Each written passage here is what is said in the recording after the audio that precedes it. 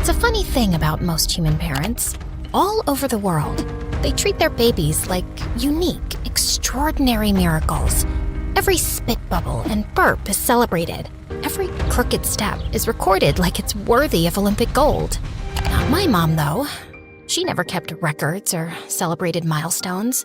My dad had left before I was born, so she was too busy keeping a roof over our heads to even notice me much. Also, by the time I turned 4 and still hadn't said a word, I think she'd quietly accepted that her kid might grow up to be deeply ordinary, which is why she probably never took me to a doctor. While she worked as a maid at rich people's houses, she left me all day with our neighbor, Mrs. Sharma. That son of an owl stole all my jewelry and invested it in a food truck that sells boiled peanuts. Who even eats wet nuts? He's an idiot wrapped in a moron. At least your son leaves the house. Mine's in his room making dance videos all day. Still sounds better than selling soggy nuts. Ugh, that dumb son of an owl. You're not an owl. I saw your dead husband's photo. He's not an owl either. Therefore, it makes no sense to call your child the son of an owl. Did she just speak? Did she just say therefore? Also, owls are not dumb. They're highly intelligent creatures who have clever hiding places for food. They can also remember different hunting routes, even after seasons change. Sarah, how do you know all that? It's in that book. I read it while Mrs. Sharma was watching that soap opera with that woman who keeps coming back from the dead. I think I know why her son is stupid. That was the first time I saw Mom smile. It didn't happen again for a very long time. From that day on, it felt like every buried hope and ambition Mom ever had got pinned on me. She said I was special, and apparently that meant one thing: studying. Constantly, aggressively, and without praise. If I got A+ grades, it was nothing impressive, because she said everyone else in my class had one brain cell. School picnics and field trips, a complete waste of time. And while other kids chilled out on Sundays, I was attending the public library like it was church. Don't even get me started on my birthday, which, lucky me, fell on Halloween. Like the time I turned 8, I was trying to look happy about the advanced algebra book set Mom had gifted me when the bell rang and Mom opened the door. Trick or treat! Why would you want to be tricked or treated? If someone tricks you, you're an idiot. If someone treats you with sugar, you're still an idiot, just fatter and with cavities. And what are you even supposed to be? A zombie! I eat human brains! Looks like someone ate your brain. Lady, do you have candy for us or not? No, but I have something better. Sarah, bring your birthday dessert. I died inside as I carried my ugly chia seed flan to the door.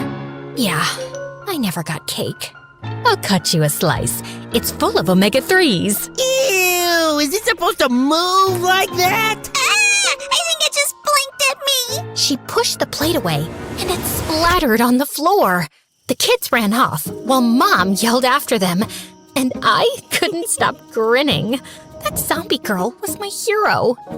Yeah, Mom was hard on me, and growing up in that house was stressful. But I realized that life was hard on her too. Like once when I was 10, I stopped by one of the houses she worked at, just in time to walk into a meltdown. You left the cupboard open again, and my dog knocked over the wedding china trying to reach his treats. This is why I never trust the help around expensive things. I'm really sorry. Actually, I've seen your dog open the cupboard by himself before, and maybe you shouldn't keep his treats next to your plates? Sarah, stop. You know what? I was only going to dock the price of one plate from your salary. And suddenly, she grabbed 2 more plates from the cupboard and smashed them on the floor. But look what your daughter made me do. Now you'll be paying for 3. I'm sorry if I made things worse, Mom, but it wasn't even your fault. How can you let someone talk to you that way? Because people like me don't get to argue, Sarah. I can't lose this job, so I nod and apologize and swallow my pride every day.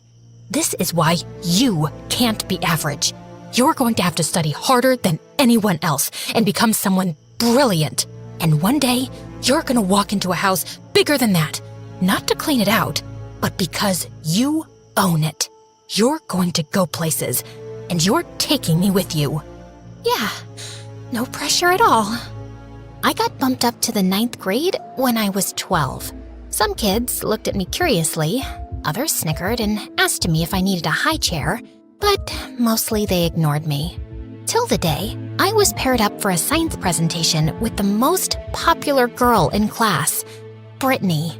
And I ended up correcting her spelling on the board while she was presenting her part. Honestly, I thought I was being helpful, but apparently, I ended up crushing her fragile ego. After that day, she and her minions started playing their favorite game with me, called Oops, I'm Sorry. They accidentally bumped into me in the hallways. Oops, I'm sorry. Accidentally hit my face with balls in the gym. Oops, so sorry. Accidentally kicked my chair from under me in the cafeteria. Oops, I'm so sorry. My elbow got scraped when I fell, so I went to the school nurse to get cleaned up. I've seen you around, and I actually feel sorry for you, honey. Kids like you just don't have a normal life, honey. I know a few who got bumped up a couple of grades, and they all ended up with mental illnesses. Turn a little this way, honey. Just then, Brittany burst into the room with some white stuff all over her hair. Nurse, save me! Save my gorgeous hair! A freak put gum in it! And then she appeared, a girl I'd always seen sitting at the back of our class. Don't help her, nurse. She's always bullying that one kid, and someone had to do something about it. As Brittany screamed hysterically, the nurse led her to another room and told her to wait, then returned to me. See, this is what I mean, honey. You should just go back to your old school with kids your age, or you'll end up a criminal most likely. Are you bullying her too, nurse? Are you telling her she doesn't belong here? You know, I have a lot more gum, and I'm not afraid to use it on you too. It took some yelling from the nurse and some convincing from me to make Juno back down. And that was the day I made my first real friend. We started hanging out every day during recess, and then after school too. I knew Mom wouldn't approve of this friendship, but she wasn't home till late in the evening, so she didn't have to know. I tried to teach Juno important things, like studying, time management, basic grammar, and she was always trying to teach me life lessons. Ugh, how could I forget the World War II quizzes today? How could I? Oh my God, I can't breathe. I'm gonna fail. I can't fail. Breathe, little nerd. You'll be just fine. Even Einstein failed a quiz one time. Try to get a life. Try to be cool. It's not life and death. It's just high school. And she was always trying to make me stand up for myself. Like the time she told me to meet her in the schoolyard after hours. We are gathered here today so you can learn to grow a spine and stop being a soggy breadstick. Ouch. You don't have to be so harsh. Okay, sweetie, we are gathered here today so you can learn to grow a spine and stop being a soggy breadstick. Now picture I'm Brittany. What do you really want to say to her? Brittany? I think you're kinda mean. Ew, are you trying to write her a love letter? Please stop kicking my chair. Are you clenching your butt? Unclench immediately and let out the rage. You shouldn't have poured soda in my backpack, you witch. Yes, give me more of that. Tell me something you hate and have never said out loud. I hate Jesse Flan, Mom. It looks like it was made from alien boogers. Just smile at me sometimes and get me a freaking chocolate cake, woman! Oh no, I'm sorry. Your mom. What? Oh my God, your face. I hate you! I didn't know how fast everything would change, but for a little while, I just got to be a kid with a best friend, and it was glorious. One evening when I got home, I was surprised to find Mom there earlier than usual. Your mock SAT scores came today. Quite pathetic for a genius.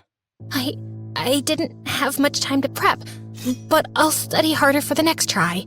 Oh, I'm sure you will. Now that your little adventures with that girl are over, you think I don't know where you go after school? Clearly, she's distracting you. She's not a bad influence, Mom. She's the only reason I don't feel like I'm suffocating all the time. Oh, poor you. Suffocating in a house you live in for free, with everything handed to you. And all you have to do is study. But no, you've got other priorities, like hanging out with some loser. You don't even know her. She's kind and brave and funny. I know her family. They're poor and cheap and what are we, Mom? Royalty? Juno's my best friend, and I don't care if you don't approve. I felt shocked at myself as Mom looked at me. She got up and left the room. The whole weekend, she gave me the silent treatment, and the guilt started eating me up. Maybe I had been slacking lately. She worked without a break so I could focus on studying. I couldn't screw up. Hey, baby genius! Why have you been ignoring my texts all weekend? We have to try this new ice cream place after school. I can't. My SAT mock scores weren't good, so I need to catch up with prep. You're 12. You've got like 500 years before the SATs matter. And seriously, none of this exam stuff is that important. Yes, it is. It's important to me, because I don't want to be a nobody stuck here for the rest of my life. You mean, like me? Well, you do treat everything like it's a joke. Not all of us can do that. Some of us have real goals, and people counting on us. Right. And some of us are just clowns with no future and zero expectations. Got it. Good luck catching up then. She avoided me for days after that, and I told myself I needed less distractions right now. And then one day, she didn't show up. Class, I have some difficult news. Juno was in an accident yesterday. She's in the hospital and is still unconscious. I'll share visiting details after the lesson. If she's brain dead, how would we tell the difference? I felt like I couldn't breathe. I ran out of the classroom, out of the school, tears blurring my vision. Juno had to be okay. She just had to be. So I could tell her I was so sorry. I stayed by her side for days. I couldn't focus on school or mock exams. I couldn't even really care about what Mom thought. She wasn't stopping me from visiting Juno at the hospital, but she didn't sit by me either. A few days later, I was getting a candy bar from the hospital vending machine when I spotted Mrs. Sharma and Mom talking down the hallway. How's Juno doing now? Still the same. And Sarah hasn't gone to school in 2 weeks. It's not like Juno is missing much either way, but my child is. And who knows how long that girl will be a vegetable anyway. Just then, Juno's mother appeared around the corner, looking furious. If this is how you talk about my daughter, I don't want you here. And take your precious child with you. Our family's going through a lot already. We don't need you to make it worse. No, wait, I'm so sorry. But her mom just walked into Juno's room, slamming the door shut in my face. Mom reached for my arm, but I jerked it away and ran off in tears. And that was the last time I saw Juno. I found out a few days later that her family moved her to a facility in another town for better treatment, but no one told me where exactly or how to get in touch. Something broke between me and Mom after that. Not that she was ever great at emotions, but when I needed her the most, she offered me no comfort or apology. She gave me nothing. And because of her, I treated the one person who cared like she didn't matter. And I never even got to say goodbye. After that, I turned exactly into what Mom wanted. An overachieving, emotionless machine. I studied through birthdays, holidays, and mental breakdowns. I skipped meals, skipped grades, and skipped childhood entirely. By 15, I had a high school diploma and a full-ride scholarship to a great university in the city. So, Mom and I packed our bags and left. Then in my second semester, I pitched the idea of a fashion app for a class project. So, you upload photos of your clothes, and Stash Tag scans, tags, and sorts everything. Then it builds outfit combinations, finds discounts on matching items, and even connects you to a resale platform for stuff you don't use anymore. Basically, it's your closet, but smarter. My professor loved it, and said he knew people who'd be very interested. Before I knew it, I was pitching the idea to real investors. And then, Stashtag blew up overnight. TikTok lost its mind. Fashion bloggers and stylists were calling it revolutionary. And just like that, I became a millionaire before I was legally allowed to drive. We had everything Mom ever dreamed of. A house bigger than any she'd cleaned. Respect. Security. She even started her own business called Bright Minds Academy, a prep center for SATs and college applications built on the slogan, "I raised a genius. Let me help you raise one too." I was happy for her, really. I'd worked hard so she could live this life one day. But I'd also worked hard to get away from her. So, at 19, I'd quietly applied to a master's program in literature some months ago, just because I wanted to do something for me. The university was across the country, and my flight was tomorrow. I was going to tell her tonight, over dinner. And then, I got the phone call from Mom's secretary. Miss Sarah, your mom slipped down some stairs. You need to come to the hospital immediately. The next few weeks went by in a haze of test results and doctor consults. Mom had suffered a spinal injury and head trauma, and she still hadn't woken up. And then one night, I was jolted from my sleep with a smack on my face. Ow! What the heck? Oh my God, Mom? You're awake! Get away from me. Who are you? Where am I? What? Mom, it's me, Sarah. It's okay. You had an accident. I don't know you. I don't want to be here. She yanked the blanket off herself, but she couldn't get off the bed. Why can't I move my legs? Mom, please, calm down. What did you do to me? What's wrong with me? Just then, some medical staff rushed in and calmed Mom down by giving her sedatives. And the next morning, the head doctor gave me his diagnosis. Your mother's spinal trauma caused temporary paralysis from the waist down, which will be fixed with physiotherapy and she will walk soon. But mentally, it seems like she reverted to when she was 8 years old, and we don't know if it's permanent. So, are you saying she doesn't remember me? She only remembers some of her childhood. So yes, she has no awareness of who she became as an adult or who you are. I know this is a lot to process, but we will help you both adjust. First, she ruled my life as my mother. Now, she'd forgotten that entirely and was about to rule it as an 8-year-old. She got to be a child again, and somehow, I still wasn't allowed to be. After a few days of making her understand the situation, the doctor said I could take Mom home. I knew she was confused and scared, and she'd act out, but I had no idea what I was in for.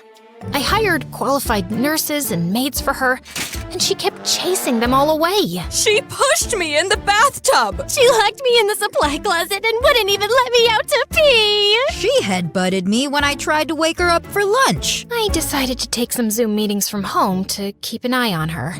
And I had a new surprise waiting for me every day. Like the whoopee cushion she placed on my chair, which made a big fart noise the second I sat down. And the next day, I jumped up in pain when I sat on a toy porcupine.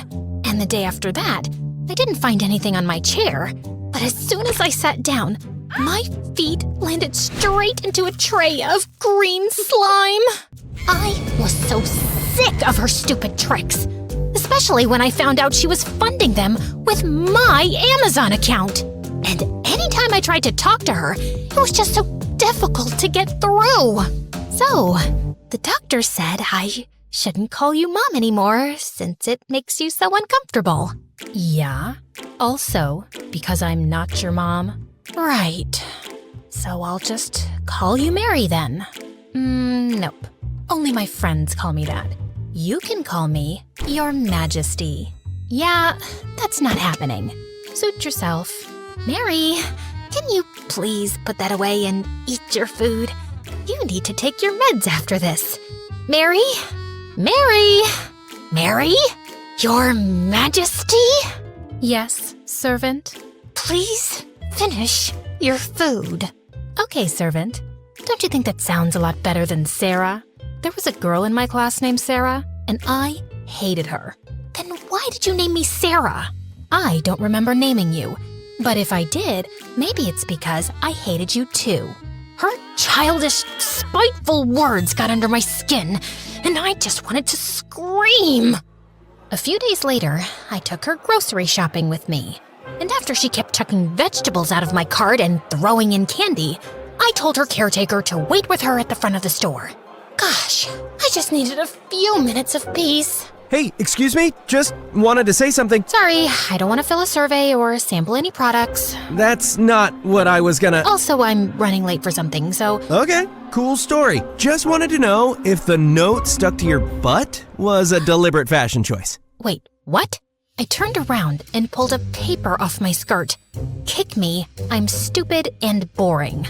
Ugh, my mom did this. That's a bit immature. Yeah, well, she's the worst 8-year-old ever. I'm sorry, did you say 8? Just then, I heard a loud crash and went running to the front to see cans of tuna on the floor, right next to her caretaker. Where's Mom? She pushed me into the tuna display and bolted outside. As I dashed out the door, the guy caught up with me. I'll help you find her. So, am I looking for a grown woman or an 8-year-old? She looks 40, but she's mentally 8. She's in a wheelchair, and she rolls super fast. Wow, I have so many questions. But okay, got it. A passerby overheard us and said he'd seen a woman in a wheelchair going to the park nearby. As we ran down the jogging path, I suddenly spotted her. Oh my God, she's heading for the balloon vendor. Mom crashed straight into the balloon stand. The vendor tripped, balloons flew away, and kids screamed. As we shouted apologies and finally caught up with Mom, I grabbed the handles of the wheelchair, and then she flung herself onto the ground. Please help me. My daughter is so mean. She says I deserve to be in a wheelchair because I'm ugly. Oh, now I'm your daughter? Cut it out. And she doesn't even let me watch MSA, but you definitely should. Like and subscribe now! She's just jealous of the amazing main characters because they're all prettier than her and smarter and better. Will you stop talking? That's how she screams at me all the time. I know one day she will get rid of me so her shady boyfriend with weird tattoos can move into my room. Someone call the police! Help! It took me 10 minutes and a giant ice cream cone to finally make Mom shut up. I called my driver to bring the car around, and as Mom's caretaker helped her in, Adam loaded her wheelchair in the trunk and turned to me. So, do you have a shady boyfriend with weird tattoos? Ugh, of course I don't. Great. In that case, would you like to go out with me sometime? Seriously? You want to ask me out after all this? It's the most alive I've felt on a Tuesday afternoon in years. Look, it seems like you have a lot on your plate, but if you ever feel like venting over coffee, let me know. He handed me his business card before he left, and I found myself smiling all the way home. Later that evening, I couldn't find his card in my pockets. Then I remembered I'd put it in one of the grocery bags, so I went looking for it. I was sure I put that guy's card here. I saw it in the trash a while ago. The chocolate cake I brought today? Why is it in here? I threw it out. I can't stand the sight of chocolate cake. Oh, and I just remembered. I threw the card in the fireplace. Why would you do that? Just for funsies. That's it. I'm done being nice to you. You are not helpless. You know exactly what you're doing. You think you can live under my roof, eat my food, disrespect me all the time, and I'll just keep taking it? No! And since you have nowhere else to go, you will respect me, and you will follow my rules, or there will be consequences.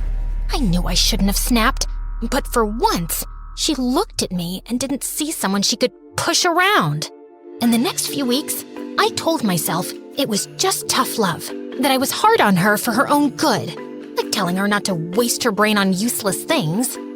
Are you 6? Or too slow to handle a book without pictures? I like this stuff. A guy with laser eyes just blew up a soda machine. Yeah? Well, I like the idea of you not staying dumb forever. I snatched the comic and replaced it with a math textbook. Start with the first chapter. I'll be quizzing you. And And of course, it was my job to make sure she had a good diet as well as discipline. No sugar after 8 p.m. You've got the brain of an 8-year-old, not the metabolism. And I didn't need to praise her for every small thing, right? Even if it was her starting to walk. See that? I'm getting better every day. Congrats. Did you want a trophy for something as basic as walking? No, just showing you I'm almost ready to run. Great. Maybe you can start off by running to a job interview. You think I can't survive without you? Please. I know you can't. But I knew I was becoming my mother, and I didn't know how to stop, or if I even wanted to. A couple of days later, I had to go into the office, and just as I got out of the car, I was surrounded by yelling reporters and flashing cameras. Sarah, is it true your mother ran a scam through her SAT Prep Academy? Did she bribe colleges to admit rich kids? Were you involved? What on earth were they talking about?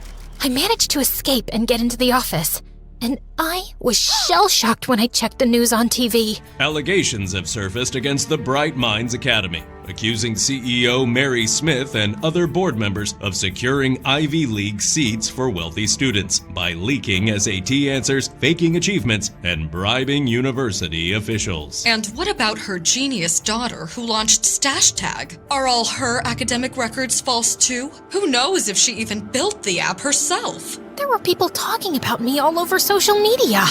The whole day went by in a haze of disbelief.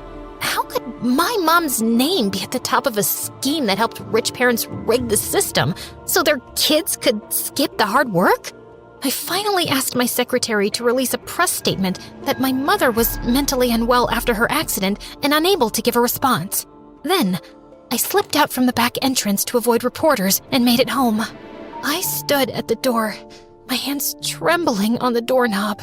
Then, I took a deep breath and walked in. I found Mom in the living room, watching a news channel, which she immediately switched off when she spotted me.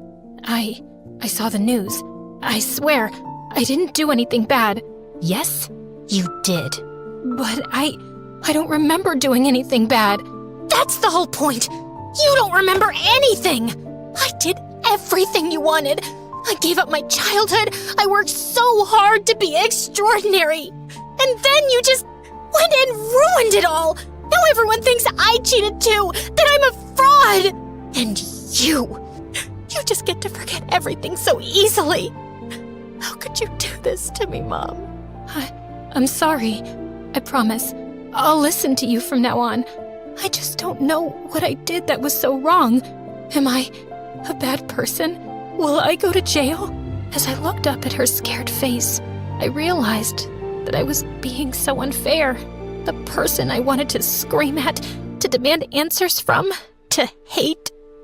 She wasn't here anymore. And I just had to be better than her. No, you didn't do anything bad. It's just a misunderstanding. I'll take care of everything. I promise. I shared Mom's medical records publicly, and she was exempted from the trial. But her academy was dissolved, and the other board members got 2-year prison sentences. Meanwhile, I was stuck in meeting after meeting, trying to convince journalists and investors that I had nothing to do with the scandal. One evening, I walked into the office parking lot and noticed the lights were mostly out. Just as I got close to my car, I spotted a shadowy figure leaning against it, holding something long in his hand. Without another thought, I turned and bolted. Then I heard him follow me. Hey, wait a minute! I reached into my bag, turned around, and pepper sprayed the man in the face. He stumbled and fell to the ground. And just then, the lights came back on. Ow, my eyes! Oh, my eyes! Oh my God, Adam? Why were you lurking in the dark like that? It wasn't dark when I got here. I thought you had a weapon. Now I see it's just a baguette. Did you get it for me? No, I bought it for my breakfast. Can you focus on maybe helping me? I pulled out my water bottle so he could wash his eyes. You never called, and I should have taken the hint, but no, I had to come and get maced in the face. My mom threw the card away, so I couldn't call you. I saw the news, and I reached out to your office many times, but your secretary never got back. I'm a PR specialist, and I wanted to offer my services if you need them, or just my support if you need that. I'm sure things have been pretty rough. Thank you. Let's talk over dinner. I hired Adam, and he started helping me clean up my image. On his suggestion, we got my university professor to do a public interview backing my claim that Stash Tag was my original idea for a class project. Slowly, the frenzy died, and people moved on to juicier gossip. Adam and I got close in the process, and with him around, things didn't feel like they were always about to fall apart. Mom had been good lately. She was treating me well and helping around the house, and one evening, she even surprised me with a small tea party, for which she'd ordered cakes online, a chocolate one for me, and vanilla for herself. So, what's your deal with chocolate cake? Why do you hate it? After my parents' accident, I had to live with my aunt, and I hated it there, so I acted out a lot. Auntie always said chocolate cake was only for special kids with good manners, which was never me. Every birthday, my cousins got this big chocolate cake with candles and frosting, and I never did. So I started saying I hated chocolate cake. Like, if I couldn't have it, I'd pretend I didn't want it. And then, I guess I started hating it for real. I felt a lump in my throat. She'd never given me details of her childhood before, and I'd never asked. How about you try it now and see how you feel? Mom stared at it uncertainly, then took a small bite. She seemed surprised by her own reaction and blinked hard, like she was trying not to cry. It's really good. Yeah? How about you and I go to Paris and try the world's best chocolate cakes? I think we both deserve some fun. Maybe my mom didn't know how to love better because no one had ever loved her right. Maybe the wrong things she'd done came from always being in survival mode and never feeling safe enough. And choosing to forgive her and being different from her, maybe that was the smartest thing I would ever do. Because letting go of your anger takes real strength and wisdom. Breathe, little nerd, you'll be just fine. Even Einstein failed a quiz one time. Try to get a life, try to be cool. It's not life and death, it's just high school.